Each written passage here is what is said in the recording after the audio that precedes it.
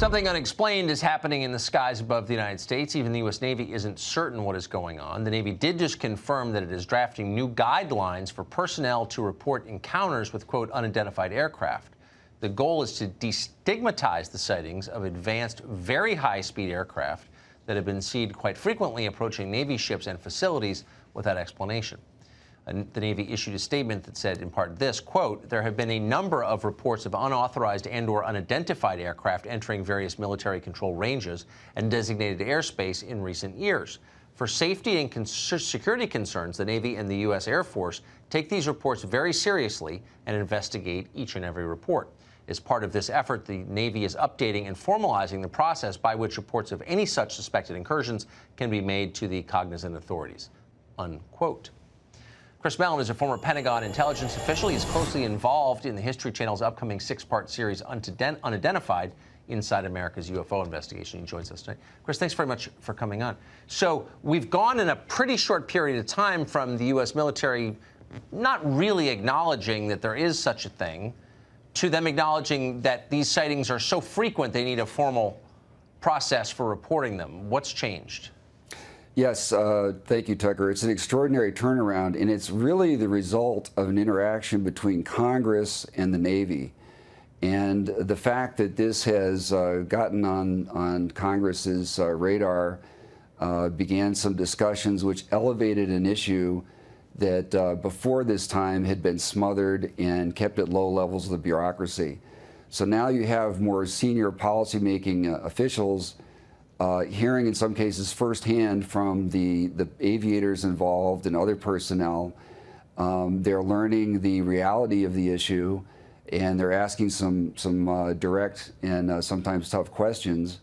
And so this has elevated this entire issue within the department, and kudos to both for engaging really listening to our men and women in uniform who've been squelched in the past, who've really been treated with disdain sometimes for reporting what's happening. Well, I mean, and pilots, of course, are trained to discern between aircraft and weather balloons. So, like, if there's one group you should listen to, it's pilots. How often are these sightings reported? Do we know? We don't know. We believe that probably 8 or 9 times out of 10, they are not reported when there's an encounter.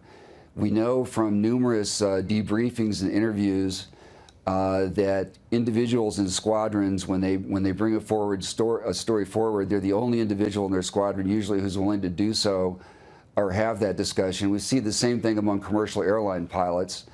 It's not career enhancing, to say the least.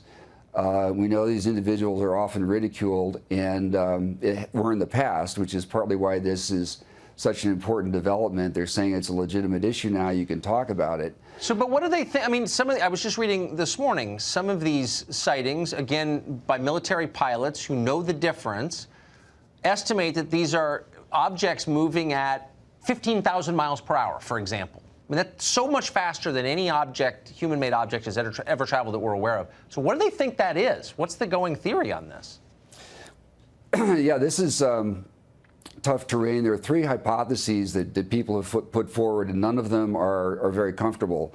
One is that one of our adversaries has leapfrogged us technologically, China or Russia.